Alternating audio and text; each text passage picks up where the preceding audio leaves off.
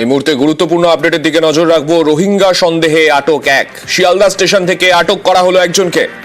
মায়ানমারের বাসিন্দা আব্দুল রহমান পাসপোর্ট নথি ছাড়াই ভারতে প্রবেশ। গতকাল গেদে হয়ে অনুপ্রবেশ, ট্রেনে শিয়ালদা এলে জিআরপির জালে ধরা পড়ে সে।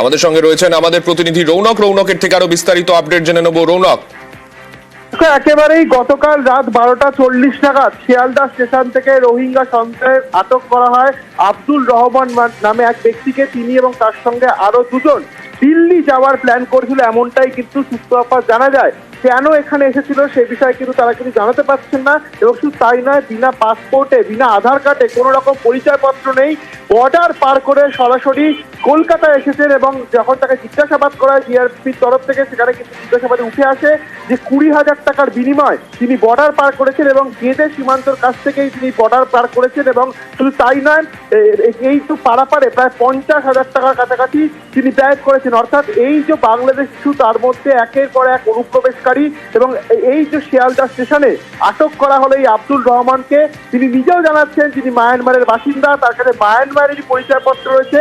কোনো পরিচয়পত্র, পাসপোর্ট ছাড়াই কিন্তু তিনি ভারতে প্রবেশ করেন। এবং যেটা জানা যাচ্ছে, গতকাল যে গেদে লোকাল, সেই গেদে লোকালে করেই তিনি শিয়ালদা স্টেশনে আসেন।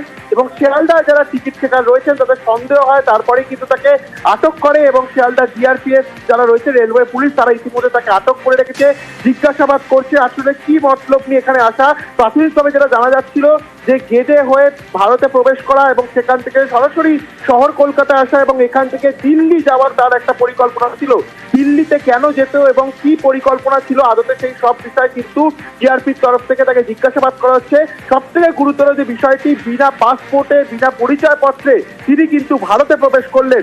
এবং কোন জায়গা থেকে, গেদে সীমান্ত সংলগ্ন এলাকা থেকে কিন্তু ভারতে প্রবেশ করেছেন, এমনটাই সূত্রপাত জানা যাচ্ছে। চাননি, ধন্যবাদ।